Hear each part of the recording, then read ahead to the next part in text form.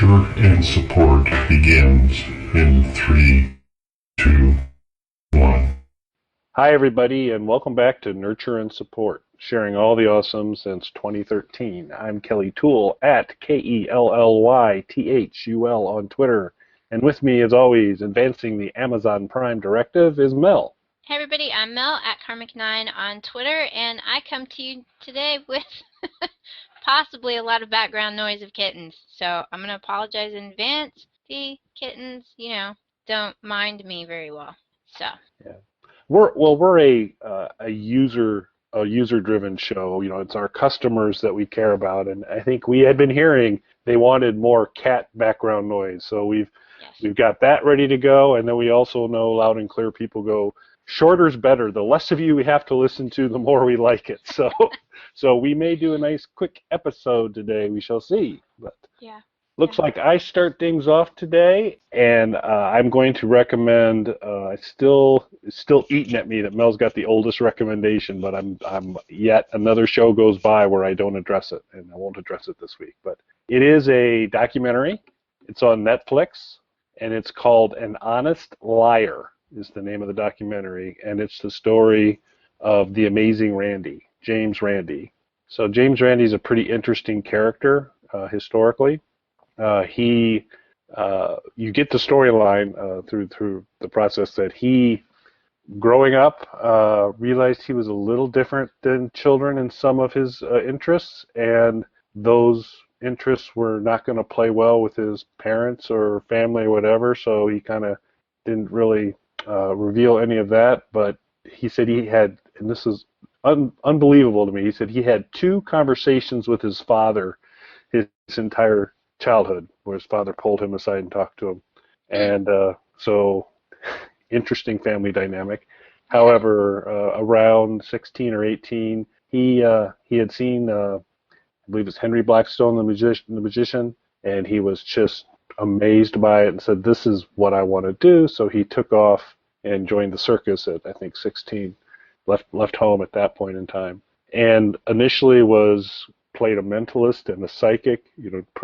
Did those kind of characters, and a magician, and eventually kind of came down to the point of realizing, when you're actually deceiving people, it's wrong. And so he kind of got out of the kind of bluff psychic kind of thing, and flipped over to debunking them, which is actually something you see a lot. Harry Houdini, for most of his career, was doing magic, and then towards the end, he was mostly going out trying to debunk all of these folks that were running seances and stuff like that. So he became very, very active in that.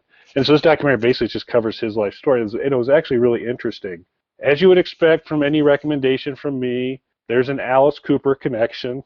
That is, the Amazing Randi toured with the original Alice Cooper group in 1973 for the Billion Dollar Babies tour. Billion Dollar Babies was the Alice Cooper album that celebrated excess. That was really the group had started to have a lot of notoriety. Their albums were really selling well, and the theme, Billion Dollar Babies, previous recommendation on Nurture and Support, Big Snake Skin Wallet, was all about excess. And there's a little brief snippet of Alice in concert in his lovely leopard skin platform boots during the era, which is a nice touch. And then a cut to kind of closer to more contemporary Alice talking about Randi, and said, this whole show and concert was about excess. And so if you're and this is where they first introduced the guillotine into the stage show. It says, so if you're going to introduce kind of doing illusions and those types of things, you might as well go with the best, because it's all about excess. So we went with the Amazing Randi. And so he helped them with all the kind of little stage tricks that were done in the Billion Dollar Babies tour.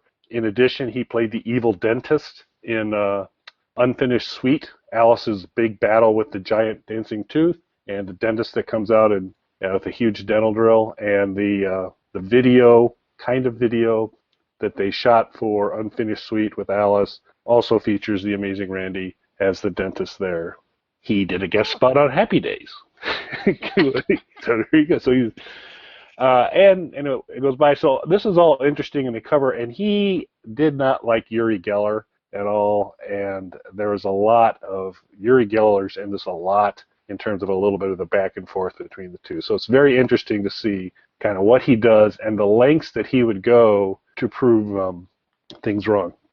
Yeah, to whether it is to debunk somebody or when there are scientists, like scientists kind of certified Uri Geller as there's something here, he did some things to kind of debunk the method that the scientists used to verify. So it's all really, really interesting. And who is Uri Geller? Uri Geller was a psychic, very big in the 80s. That was, on the Tonight Show and Merv Griffin and all these things. He could bend spoons and I'd probably know him if I saw him. Okay. Yeah, kind of. He's from Israel, kind of a dark-haired gentleman, and thin and really charismatic. But he would, he was. This isn't trickery. This is that. But basically, he would come on a show, and he was on some show with Barbara Walters where he bent a key. And then the Amazing Randi came on Barbara Walters later, a show a couple weeks later, and she goes, I still carry this key because I used to be a skeptic, but then he did this, and that made me a believer. And so what the Amazing Randi was doing at this point in time is he'd basically follow Uri Geller on any show he was on and do the same thing. He goes, oh, really? So give me another key. And he goes, like this? Did it bend like that? Are you going to keep this key? And to show that it could be accomplished by trickery as well. What I did not realize, and it kind of started off at the beginning where I had mentioned that he realized he was kind of different than a lot of the other kids, is James Randi's gay, and one of his first, there's a gentleman, Jose from Puerto Rico, an artist, that he utilized to perpetrate a scam around saying, there were a lot of these New Age people saying, I'm possessed by the spirit of a 40,000-year-old soldier and all these things. He goes, well, you can't prove that they're not. I mean, it's just you can't really do that. However, what you can do is I can prove that anybody could fool you. So he basically worked with this Jose gentleman to create Carlos, who was supposedly channeling, kind of doing this New Age thing, and on put a press kit together, completely bogus articles that nobody fact-checked, and did some stuff in the United States, went down to Australia, and eventually did the big reveal to say, hey, this was all fake, to kind of just prove, this stuff, you can pull it off, people will believe anything you tell them, type of thing, if you do it the right way. Mm-hmm. But Jose and he struck up a lifelong relationship at that point in time in terms of becoming partners. And so it was kind of an interesting backdrop that it was something that he really, I don't know if he could call it hide. He certainly never made it public, and he didn't actually come out until, I think they said 2010. And so it was just kind of an interesting thing to see how this was kind of he had a secret, if you will, going on, and he was about, the truth and debunking and all these things. And so it's all very kind of interesting. You get some idea of the complexity of him, and you're also just really struck that these are two very different, age-wise, really big difference, and backgrounds different, and one's an artist and one's kind of more of a hardcore science magician guy. Mm-hmm. And but just they were clearly kindred spirits, and so there's kind of that story of their relationship, and then just Randi's history and all those types of things, and you get Alice Cooper stopping by in the middle. So what more can you ask for? Cool. So I enjoyed it. About an hour and a half long documentary. Mm-hmm. Pretty enjoyable. I got concerned. This isn't really a spoiler, but I got kind of concerned because a lot of this documentary was kind of about honesty and different angles on that. And then there was an interview towards the end where he goes, I'm telling you this, but I'm telling you this because I trust you, and this cannot be in the documentary. This can't be in the film. I would refuse to do it if you would ever consider putting this in the film, but I trust you, so I know you're not going to put it in. And I was just, at that point, I was like, oh, what a jerk. But they did in the credits at the end. So it's a minor spoiler, but I think it's worth it because it kind of started to spoil the documentary for me at that point, because I was like, it seemed like an unfair choice. Mm-hmm. But it turns out at the end they had a little tag on the end, and they said James Randi approved the use of all, in caps, interviews included in this. So I think he came around as the particular topic he talked about resolved itself. Mm-hmm. He came around to to being okay with it in there. But it's just at the time, you got somebody saying, but you're not going to put it in there. And the guy behind the camera is like, no, you're right. I won't. That's just like, you jerk. Yeah, yeah.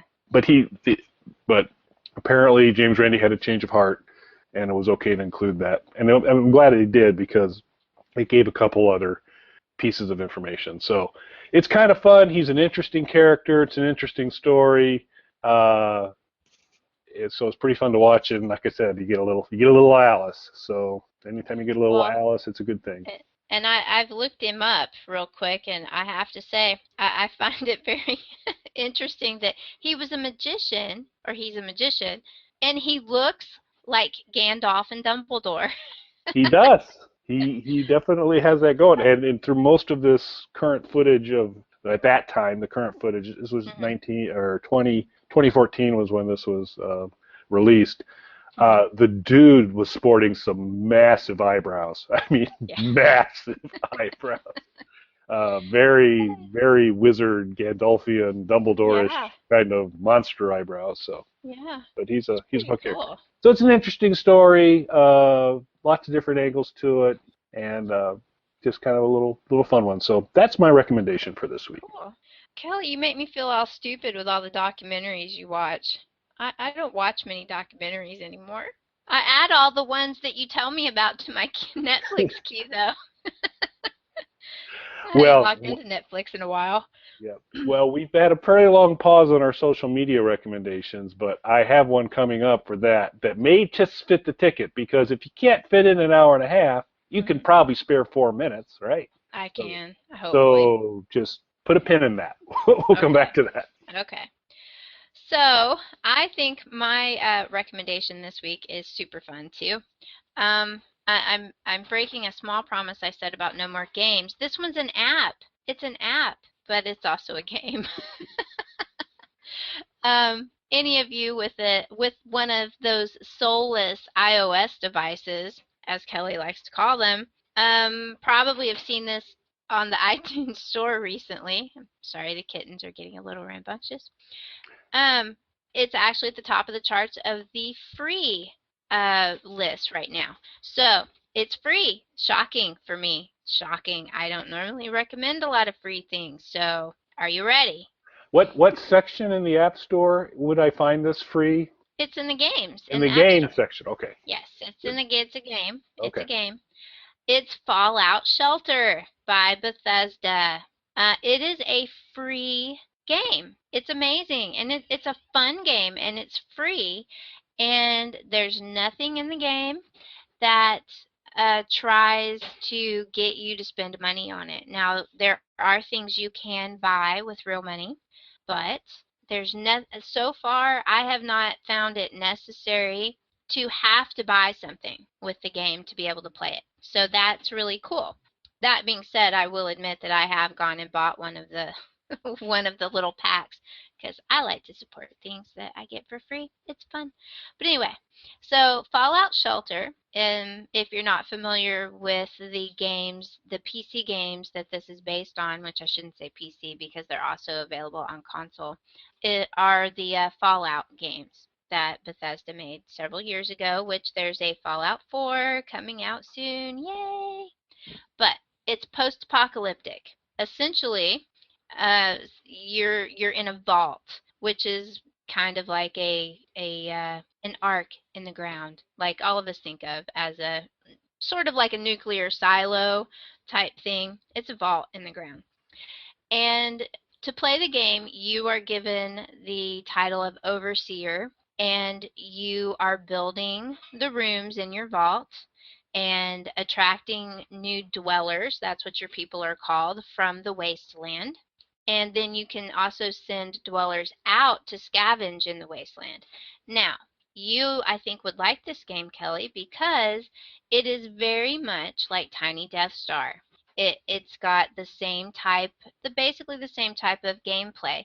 It's not quite the tower that Tiny Death Star is, so it's not quite Tiny Tower. You've got a little bit more room, and you have to build your own elevators. But essentially, it's the same premise.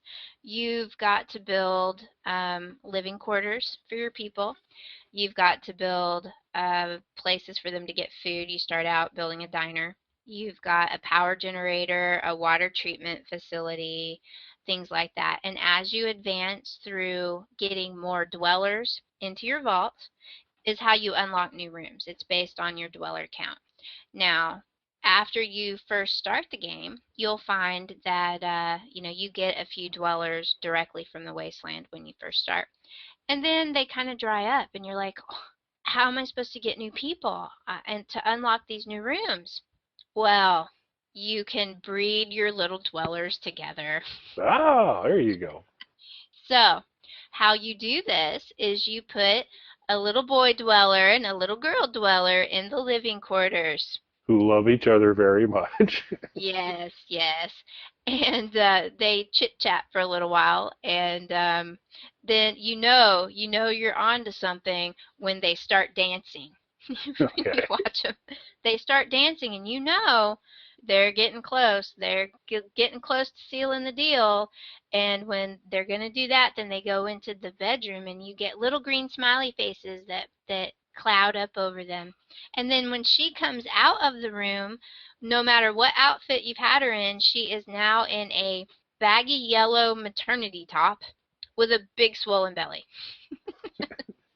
So, So apparently uh, the time cadence in this is yeah, they don't want you to have. We have very short attention spans, especially when you're playing an app on an iOS device. So, they kind of have to speed this process up. So, just like in Tiny Death Star and those type of games, you are looking at the particular personality aspects and skills of your dwellers and determining where they would best be suited into what facilities to make resources for you, because you have to generate power to power all of your rooms. If you've got a couple in one of the living quarters, dancing and the power goes out, they stop. So you've got to keep the power on, or you won't get any babies. Um, one neat thing that's sometimes not immediately available is after you've got one of the dwellers pregnant and they're done, you can actually throw both of them back to work, oh, which is cool. Now, one tip here is, especially at the beginning, when you don't have a lot of weapons and you ask, what do you need weapons for? you always Well, need weapons. You you always always need. need weapons. This is the post-apocalypse, y'all. You always need weapons. You will occasionally have to deal with rad roach infestations. They will be big, huge mutant roaches that will chew up through the supposedly metal floor of the vault and attack people. So your dwellers do need to be armed somewhat to defend themselves from the rad roaches. However, pregnant women and children throw their arms up in the air and run screaming from the room when these things happen. So, if you have equipped one of the women with a weapon and you're low on weapons, then you plan on her having a baby, you should take her weapon away because someone else is going to need it to defend against the rad roaches. I find this terrible. This is my only problem with the game is, these poor women can't defend themselves. It's bad enough they're pregnant in the apocalypse, but no, they can't even have a gun. So, that being said, it is quite funny when they throw their hands up in the air and they run around screaming. Ah! It's cute. I like it. Anyway, children do not work. They just wander your vault aimlessly until they grow up. It takes about 8 hours for the pregnant woman to have the baby. And then I think it takes about another 8 hours for the child to actually become a level 1 adult. So your dwellers, of course, level up as they're working in the little rooms that you put them in, and you're unlocking more and more rooms. When you get a little bit of gear, which you can get by completing little daily quests that they give you. These are just little things. Sometimes it's like collecting a certain amount of food and you'll get caps which serve as the money. They're actual bottle caps from Nuka-Cola, which is the sponsor of all of the vaults. Oh, brought to you by. Yes. Eventually, right now, when you get up to 100 dwellers, it unlocks the Nuka-Cola bottling factory that you can build. Oh, sweet. Yes, I haven't got there yet. I'm working on it though. So, caps serve as money in the wasteland and in the vault and everything, and you get rewarded caps for leveling up dwellers, and things like that. You can actually sell some of the weapons and outfits that the people that you send out into the wasteland to scavenge can find. And I'll talk a little bit about more about them in a second. But these the one thing that you can buy in the game are lunch boxes. And that seems corny, but if you have to be familiar with kind of the Fallout universe to know what I'm talking about here. I like to call kind of the style that they deal with here sort of retro futurism. The little Pip Boy, and I'll put pictures up on the blog post so that y'all can look there and see what I'm talking about if you're not familiar with Pip Boy. Um, if you're familiar with Kip's Big Boy Yep. mascot, okay. Mhm. Pit It was Pit Bob. Boy. So it's Kip's Big Boy down in In Texas. my area, it was a Kip's Big Boy. Yeah. It's Bob's Big Boy in the Midwest. So Okay. Well, down here we were Kip's. Pit Boy is basically sort of taken after that. Looks kind of reminds me of that mascot. But to me, the whole thing sort of has this retro futurism sort of feel because it's very much styled like the 50s, the sort of space age type stuff that was being made in the 50s. So it's supposed to be all futuristic, but it's actually very old-fashioned looking. That's sort of what retro futurism sort of looks like. So that's throughout the game and the stylistic of basically all of the Fallout games so far. And you get lunch boxes occasionally by completing some of these daily quests. So sometimes they will award you a lunch box. Now, what's in the lunch box? You get 4 basically trading cards in the lunch box, and those cards award you various things. So it can be something like more caps, or you might luck out and get a resource that you are desperately in need of, like power or food.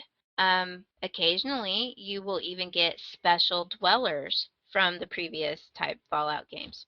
And they're pretty cool. You'll get weapons and outfits sometimes too, but you can earn these lunch boxes as these quests come up in game.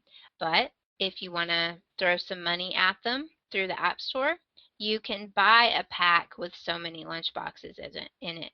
And those they were having a 4th of July sale, so that's when I bought mine. So I got a pretty good deal. I bet you did. I did, but I have to say I did not. I haven't used them because I've only used the few that I've had in the game. I was curious as to see really how necessary getting those extra lunch boxes was to the game. Now, if you buy the ones through the App Store, I think you're guaranteed to have a rare item in each lunchbox. So that's going to be a special dweller, or a rare piece of armor or a rare weapon, something like that. So what you need all of this good armor and these good weapons for are when you send a dweller out into the wasteland, and I'll tell you, you can send 2 of them out at the same time. I did not know this, and I was only sending 1 out. They will find things while they're out there, but they're also getting attacked because this is the post-apocalypse. This is post-nuclear winter. We've got mutants and scavengers and crazy dogs and mutated bears, and you also have raiders. Shortly, the raiders will start actually attacking your vault as well, so you need to have some people armed there to fight off the raiders because they will get into your vault. So you are able to post some guards at the door. Sweet. That was something it took me a while to figure out. So the longer that you leave one of your dwellers out wandering in the wasteland, the better gear they will find. But also, the harder the monsters they come into contact with are. So if you don't give them a bunch of stim packs, which are your health boosters, or rataways, which are your radiation treatments because it's post-nuclear winter here. There's a lot of radiation out there. So if you don't give them enough, they might not be able to make it, so you have to watch them. But they also have a quite amusing little chatter going on if you go to that screen, and you can actually read their moment-by-moment play of what they're doing out there and what they think about the things that they see, which is occasionally rather amusing. So I just like this game. I think it's got a cute character to it. It's got a few quirks that I like, but I'm all about the apocalypse. So there's no zombies, but you have mutant roaches. So this is right in my wheelhouse. It's pretty fun. If you like Tiny Tower or Tiny Death Star, if you like those type of games, I think that you'll really like this one. And bonus, it's free, and I don't really think that you need to buy anything to actually play this game. I have not come across anything that I had to buy to actually get through any part of the game. And I'm over 80 dwellers now. So I haven't got my Nuka-Cola factory yet, but I'm almost there. So Fallout Shelter on the iTunes App Store. It will be available for Android. They are saying sometime in August, but it is not right now. Right now it is iOS only. It takes longer to code software with a soul in it, so that's why the delay. You have to synthesize that soul and do some arcane rites and things like that. Sacrifice a few goats. Yep. Sounds cool. Yeah, I think I'll have to give that a shot because I'm still a big Tiny Death Star fan. Although I I opened it up for the first time in a long time the other day. So back to my Tiny Death Star ways. It's a good one. Cool. Well, that does sound really fun. All righty. Didn't get a chance to check with you before we started the show. Is it just me for social media recommendation this week, or? I had one, but I don't have it ready, so I will have one next time. Okay, cool. I do have one today, and came into the conversation we had a little bit earlier around documentaries and the fact that I'm very open to flopping on a couch and sitting through an hour and a half to learn really important things about, churches being built in Spain and but they're cool. I mean, those are cool things. Yeah.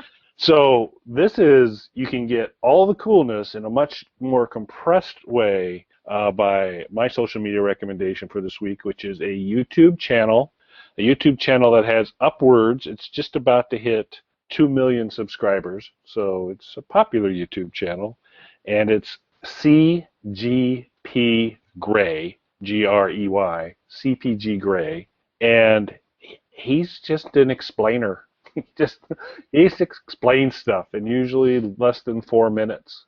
And so, like, if like I am confused about, okay, there's England, Britain, United Kingdom, he just kind of lays it all out for you in a nice, straightforward way. And unfortunately, because some of events, the certain flag has been in the news a lot lately. It's on the top of the Duke Boys car. Yeah. And he just released I think his most recent videos about that. And there were many, many things I didn't know. Like, for instance, did you know that particular item that everybody's talking about is not and never was the flag of the Confederacy?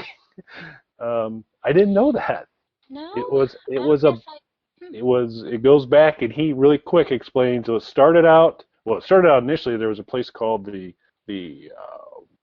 Western Florida Republic, which wasn't really even in Florida. It's in the Panhandle area, but it's really more Mississippi, which was a blue background flag with a white star in the middle.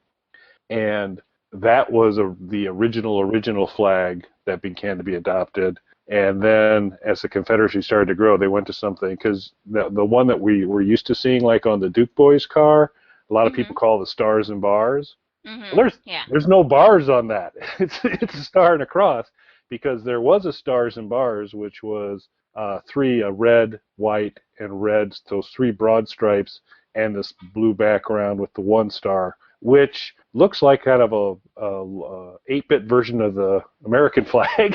And but that was the original Stars and Bars, and so then there were different versions, and the one that's the topic of conversation now was actually the battle flag, and then different variations of the battle flag were introduced into. They originally did a white flag and did the battle flag up in the corner where the stars are. And they're like, well, the problem with that is, 80% of the flag is white, which is surrender, and so they had to modify that. So he just kind of runs through all the different pieces of the history there. Things I didn't know about. I think at one point I had heard a little bit about that. I was going to mention, he made a quick shout out to Texas because he was talking about, well, if you're a state, you're actually a state for life. Sorry, Texas.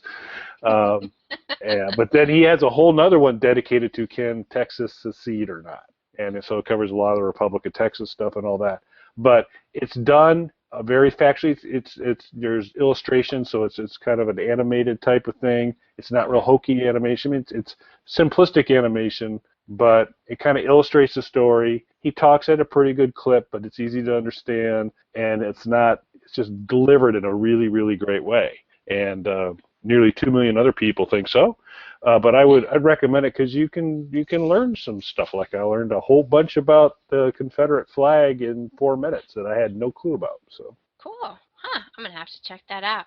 So that's a fun one. You've already spoiled it that he tells us that Texas can't secede from the Union. That's at least in his opinion. I haven't. I didn't get to the end of it before the show here today. But I think he was heading down that road. Yeah. So we shall see. I doubt anybody cares if they can legally secede or not when they decide they're going to secede. Yeah, I think.